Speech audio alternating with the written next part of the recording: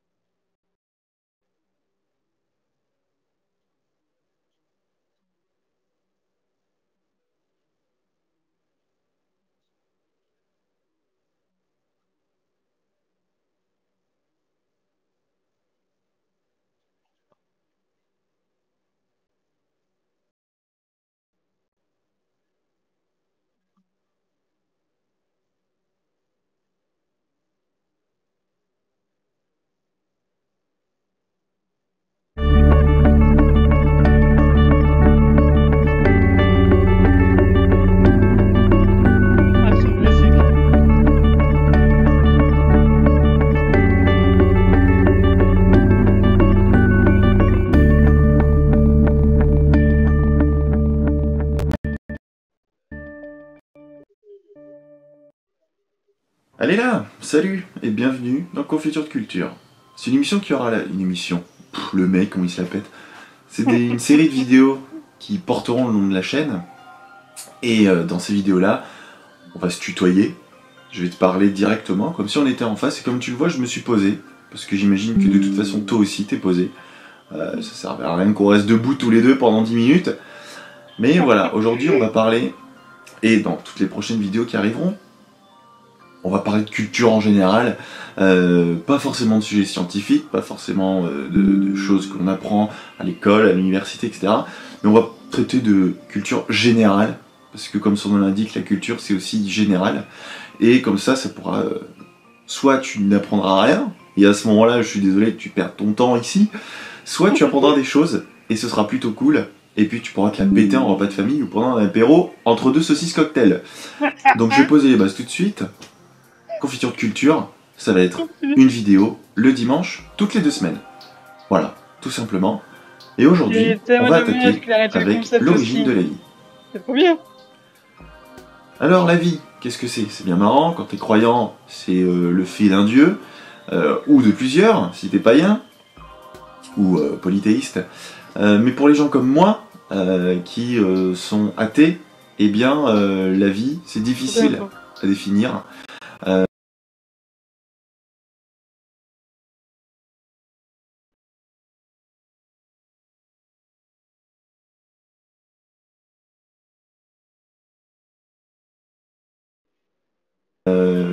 Puisque même d'un point de vue scientifique, c'est compliqué.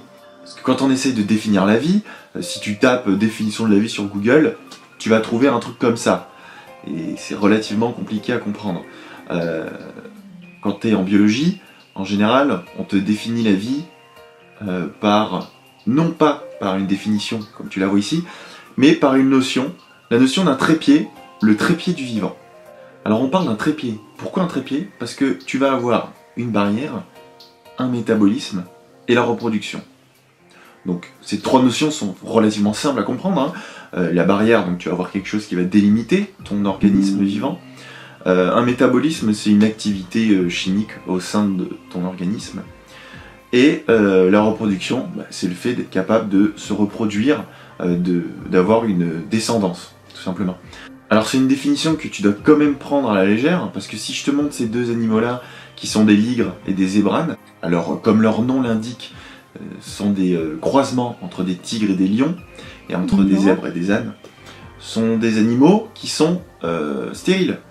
Donc ils ne peuvent pas se reproduire, ils n'ont pas la capacité de reproduction, ils sont plus sur un trépied, ils sont plus que 2 pieds, mais c'est quand même des êtres vivants. Donc c'est quand même relativement compliqué. Alors on peut se dire, ouais, bon bah alors on a le trépied, et quand on définit le vivant, il suffit d'avoir au moins deux notions du trépied. Ça marchera pas non plus, parce que si tu prends du feu, il y aura une barrière et il y aura un métabolisme, mais il n'y a pas de reproduction, et c'est pas non plus un être vivant. Donc même encore de nos jours, au XXIe siècle, définir le vivant, c'est quelque chose de peu évident, et il faut que tu prennes ça avec des pincettes, entre guillemets. Donc une fois qu'on a un peu une petite notion du vivant, t'es d'accord avec moi, il faut qu'on arrive à savoir comment l'organiser. Parce que le vivant c'est hyper vaste, et il faut pouvoir se retrouver dans ce monde gigantesque qu'est le vivant. Et donc pour ça, t'en as peut-être déjà entendu parler, on parle d'arbre du vivant. Alors moi je vais pas te montrer un arbre comme ça, moi je vais te montrer un arbre qui ressemblera à ça. Alors oui, on est d'accord, on aurait peut-être plus une sorte de gros brocoli qu'on aurait coupé, mais l'arbre du vivant, pas mal ça se représente comme ça. Et donc tu vois que on part du centre de cet arbre-là, et qu'ensuite on s'éparpille de partout, et c'est comme ça qu'on descend au fur et à mesure dans l'évolution dans les espèces du monde vivant. Et donc, si tu prends juste le temps, 30 secondes, même pas de réfléchir par rapport à ce que tu vois là, tu peux vite en conclure qu'avec cet arbre comme ça, on a une origine centrale à la vie, et donc qu'il n'y aurait qu'une seule origine de la vie. Et donc c'est ce qu'on va essayer d'expliquer dans cette vidéo aujourd'hui. Donc comme je viens de te le montrer, on part de cette hypothèse qu'il y aurait une origine centrale, et dans le monde de la biologie, cette hypothèse a un nom, c'est un organisme que l'on appelle LUCA, qui signifie Last Universal Common Ancestor. Et donc en français ça donne le dernier ancêtre commun universel. Donc ce serait notre ancêtre commun à tous les êtres vivants, et on viendrait de ce petit Lucas. Donc s'il y a un Lucas qui me regarde, salut à toi et merci, car grâce à toi, on est tous là. Donc maintenant qu'on part de cette hypothèse du Lucas, il faut qu'on sache comment ce Lucas est apparu. Parce qu'en expliquant comment Lucas est apparu, on arrivera à comprendre et à expliquer l'origine de la vie. Donc, on se rappelle que quand on définit la vie, on a parlé d'une capacité de reproduction, d'avoir un métabolisme et d'avoir une barrière. Et le point essentiel sur lequel on va s'attarder tout de suite, ça va être la barrière. Donc une barrière, ça ressemble à ça. C'est un peu ce genre de boule là avec des épingles à nourrice et des petites billes. Donc c'est une barrière qui est, on dit, partiellement perméable, c'est-à-dire qu'elle va laisser un impair. C'est quoi un imperméable? C'est une surface qui ne va pas laisser passer l'eau, qui ne va pas laisser passer donc le liquide. Et donc quand on dit qu'elle est imperméable, c'est qu'on ne peut pas passer. Quelque chose qui est perméable, c'est qu'on peut passer à travers. Et donc semi-perméable, c'est-à-dire que ça ne va pas tout laisser passer, ça va laisser passer une certaine partie. Et notre barrière dans le monde du vivant fonctionne comme ça. Elle est semi-perméable, elle permet de laisser passer certaines choses, mais pas d'autres. Donc cette barrière, comme tu peux le voir, en son centre, ça fait une cavité. Et à l'intérieur de cette cavité, c'est dans de l'eau. Et la barrière baigne aussi dans de l'eau. Et la partie jaune avec les épingles à nourrice, là-dedans, il n'y a pas d'eau. Donc un milieu où il y a de l'eau, on appelle ça un milieu aqueux. C'est important, il faut le retenir. Et donc cette barrière est là pour délimiter deux milieux aqueux. Donc un milieu aqueux, c'est un milieu qui contient, comme je l'ai dit, de l'eau. Et quand quelque chose est capable d'interagir avec l'eau, on dit qu'il est hydrophile. Phile pour aimer, affinité, et hydro pour l'eau. Donc il est hydrophile. Donc ça veut dire que ces petites billes blanches sont hydrophiles, et les épingles à nourrice jaunes, elles sont hydrophobes. Donc phobe, c'est la peur, donc la peur de l'eau. Et donc c'est un endroit où il n'y aura pas d'eau. Il n'y aura jamais d'eau dans cet endroit-là de la membrane, de la barrière. Donc maintenant que tu as ça, qu'on a ce principe de la barrière, donc tu peux facilement t'imaginer que ça fait une cellule, avec donc l'intérieur de la cavité, c'est l'intérieur de ta cellule. Tu vas avoir donc la membrane qui entoure ta cellule, et puis après tu as le milieu extérieur. Donc ce qu'il faudrait savoir, c'est comment créer ce genre de barrière naturellement, et surtout, qu'est-ce qu'on met dedans. Parce que dans les cellules, je sais pas si tu le sais, mais donc il y a de l'ADN et l'ARN, c'est ce qui maintient ce qui transmet notre information génétique. On va avoir des protéines, on va avoir tout plein de petits organites. Les organites, c'est ce qu'on appelle les organes des cellules. Hein, voilà. Et donc on va avoir tout ce genre de choses. Il faut pouvoir les mettre dedans et comment ça a pu apparaître. Donc pour fabriquer tout ça, on a deux origines possibles, forcément, puisque nous sommes sur Terre. Donc soit l'origine de tout ça, elle est terrestre, soit elle est extraterrestre. Et aujourd'hui, on va s'intéresser à l'origine terrestre. Alors pour ça, il y a deux grands messieurs qui ont fait une expérience qui s'appelle l'expérience de Miller et Urey. C'est une expérience qui est appelée de la soupe primitive. Et en fait, c'est une expérience qui ressemble à ça. Et ils ont voulu recréer en laboratoire les conditions de la Terre il y a environ 4 milliards d'années. Sachant que la Terre en a 4,5 milliards et qu'on estime l'apparition de la vie à 3,3, 3,7 milliards d'années. Donc dans ces eaux-là, ils ont voulu reconstituer l'atmosphère de l'époque qu'on a pu reconstituer grâce à des prélèvements au niveau des roches, au niveau de certaines sources d'eau aussi, qui sont cachées dans des cavités. Voilà, mais surtout en faisant des prélèvements de roches extrêmement profondes, on arrive à retrouver la constitution à peu près donc, de l'atmosphère de l'époque. Donc c'est il y a un moment, hein, t'es d'accord? Comme tu peux le voir sur le montage, il y a dans une des boules des gaz simples, c'est-à-dire des gaz simples, ce sont des gaz avec qui n'ont pas beaucoup d'atomes.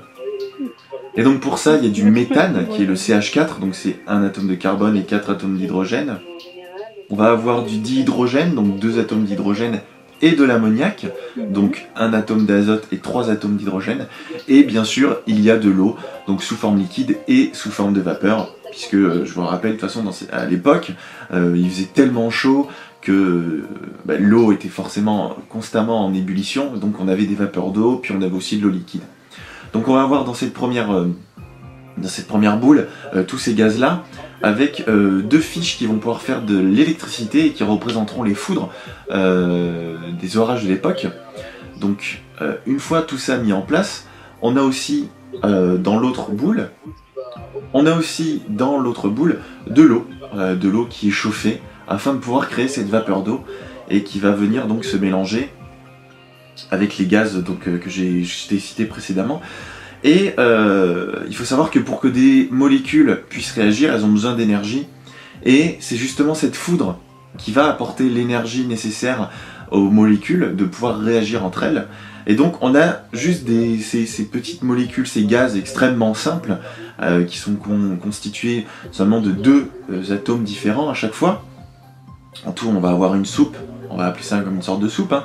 On va avoir une soupe avec donc du carbone, de l'hydrogène, de l'azote et de l'oxygène. Donc on va avoir ces 4 atomes essentiels. Et les résultats sont plutôt fous, parce qu'avec juste un peu d'électricité et ces petites molécules, Miller et Urey ont réussi à obtenir des bases azotées. Donc les bases azotées, ce sont des molécules à base d'azote qui constituent notre ADN. On a eu des acides aminés. Les acides aminés, ce sont les molécules qui permettent de faire les protéines. On a eu des lipides. Les lipides, ce sont les molécules qui permettent d'obtenir les barrières, donc nos membranes. Et on a eu aussi des sucres. Et les sucres, on en a besoin comme source d'énergie. Donc là, c'est super. On vient de voir justement comment on avait pu, sur Terre, créer tout simplement les molécules essentielles à ce que l'on va trouver à l'intérieur des cellules, donc notre ADN, notre ARN, les protéines, les sucres, les lipides. Voilà, on a vu comment tout simplement avec une condition atmosphérique particulière et de l'énergie fournie donc ici par la foudre, on peut former des molécules. Alors attention, moi je te présente cette théorie-là. Il faut savoir que tout le monde n'est pas forcément d'accord, puisque il y a des concentrations qui n'étaient pas apparemment les mêmes dans l'expérience par rapport aux conditions réelles sur Terre. Mais ça c'est une seule des expériences, des plus de 20, il me semble, qui ont fait Miller et Urey, et à chaque fois ils ont obtenu ces molécules-là. Donc maintenant qu'on a ça, on va pouvoir passer à ce qui nous intéressait, donc le plus important, créer cette membrane. Comment on va créer cette membrane? Parce qu'à partir du moment où on aura notre membrane, notre cavité avec nos biomolécules, nos molécules de la vie dedans, c'est ce qui va nous permettre de définir une cellule et donc un organisme vivant et pourquoi pas donc notre Lucas. Donc pour ça, il faut que je t'explique le principe du savon. C'est hyper bête, c'est hyper simple, et c'est quelque chose qu'on utilise tout le temps, et c'est probablement quelque chose que la Terre aurait pu utiliser pour créer la vie. Donc le savon, ça fonctionne avec ce qu'on appelle les micelles. Ça ressemble à ça. Donc comme tu vois, tu peux reconnaître qu'il y a le trombone de tout à l'heure, l'épingle à nourrice, je sais plus comment j'ai appelé ça, et puis notre petite bille blanche. Là, comme tu le vois, toutes les épingles sont entre elles, il n'y a pas de cavité à l'intérieur, et les boules blanches sont à l'extérieur. Donc ça, c'est une molécule qui est très répandue, enfin qu'on utilise donc pour le savon. Ça fonctionne comme ça. Ce qui se passe, c'est que je te rappelle que les parties jaunes sont hydrophobes, elles n'aiment pas le contact de l'eau, et les parties blanches sont hydrophiles, elles aiment le contact de l'eau. Et quand on se lave les mains, en général c'est pour enlever les graisses, d'accord? Donc le gras c'est quelque chose qui est hydrophobe, c'est pour ça que ça part difficilement quand tu mets que de l'eau, puisque ça se mélange pas avec l'eau et ça reste sur tes mains. Et donc, quand tu utilises du savon, tu as cette partie jaune qui va venir s'accrocher au gras sur ta main. Et en fait, en s'accrochant après, il y a d'autres parties qui vont venir et ça va emprisonner ça dans cette bulle, dans cette bille, sans créer une cavité. Ça va juste emprisonner dedans, comme si avec des baguettes chinoises, on attrapait des morceaux je sais pas moi, de nem. Voilà, c'est pareil. T'imagines ça, tes nems c'est ton gras, tes baguettes chinoises c'est les parties jaunes et ça emprisonne ça là-dedans. Et c'est le principe du savon. On va utiliser ce principe-là, la Terre a pu utiliser ce principe-là pour créer des cellules. Donc le fait d'emprisonner comme ça les graisses, ça s'appelle une micelle. Cette structure de boule avec les parties jaunes à l'intérieur, c'est ce qu'on appelle une micelle. Tu as aussi l'inverse. Donc là tu reconnais, c'était la partie intérieure de notre membrane de tout à l'heure. Ça c'est une micelle inverse. C'est quand la partie hydrophile est à l'intérieur de la structure et la partie hydrophobe est à l'extérieur. C'est comme si par exemple on vivait dans un monde où on se nettoie avec de l'huile et qu'on a de l'eau sur les mains, des trucs hydrophiles sur les mains. Si on met de l'huile dessus, ça resterait sur nos mains, il y en aurait ces micelles inverses qui viendraient emprisonner ça dedans. Donc on a la micelle et la micelle inverse. Et donc je te donne dans le mille, si tu prends une micelle inverse et que tu la mets dans une micelle, ça te donne ça, la vésicule, la membrane qu'on avait tout à l'heure, notre structure de cellules. Voilà. Donc, maintenant que tu as ça en tête, il faut qu'on arrive à trouver comment créer ça naturellement, et tu vas voir, c'est hyper simple. Alors, pour savoir comment on fait, il suffit juste qu'on regarde à la surface de l'eau, au niveau des océans par exemple, avec le brassage océanique. Donc c'est tout ce qui est les mouvements marins, les vagues, le remous de l'eau, tout ça, ça crée des mouvements de surface au niveau de l'eau. Et donc, à la surface de l'eau, c'est pas que de l'eau. Il y a tout le temps des impuretés, des choses, etc., du gras, et on peut notamment y trouver ces structures de micelles. Donc à ce moment-là, elles sont linéaires, forcément, puisque l'eau est plate, et donc c'est la partie blanche, donc les petites billes, vont être posées à plat sur l'eau, avec les épingles à nourrice posées sur le dessus. Et donc avec le mouvement du brassage océanique, ça va soulever tout ça. Il y a tout ce qui est à la surface qui va monter dans les airs, l'espace de quelques secondes, même pas, avec aussi des gouttes d'eau. Donc ces gouttes d'eau qui peuvent, enfin cette eau qui peut contenir donc les biomolécules qu'on a vues tout à l'heure, et donc il y a ces micelles. Donc forcément, vu qu'il va y avoir de l'eau comme ça, la structure va changer, puisque ça va être sous forme de gouttelettes, les micelles elles vont commencer à se former. Ça va former des micelles inverses, puisque vu que l'eau est dans les airs, on va avoir la partie hydrophile qui va entourer toute la gouttelette d'eau, avec potentiellement des biomolécules dedans, et donc tous les trombones jaunes à l'extérieur. Et quand ça va retomber à la surface de l'eau, ça va s'associer avec les trombones qui faisaient face vers le haut, et donc ça va former cette vésicule-là, et donc après ça tombe dans l'eau, et puis ça se balade dans l'eau, et donc on peut avoir comme ça des cellules, juste avec des mouvements de vagues. Donc pour résumer, l'origine de la vie a pu se faire tout simplement sur Terre, sans aller chercher bien loin avec une aide des extraterrestres ou une forme de vie supérieure. Mais comme je te l'ai dit, ce n'est qu'une hypothèse. Pour moi, c'est une des hypothèses les plus viables. Il y en a une deuxième, dont j'en parlerai une autre fois, qui elle parle d'une origine dans l'espace, donc une origine extraterrestre, mais je ne parle pas d'extraterrestre pour dire organisme vivant qui ne vit pas sur Terre, mais d'une origine en dehors de la Terre, donc une origine extraterrestre. Voilà, donc j'espère que ça t'aura plu, que ça t'aura intéressé, peut-être que tu iras te renseigner sur ça. Quant à moi, je te retrouve dans 2 semaines. La semaine prochaine, on se verra pour le retour des Twif, en espérant que ça te plaira toujours. Porte-toi bien, comme dit l'autre, et puis garde ton swag.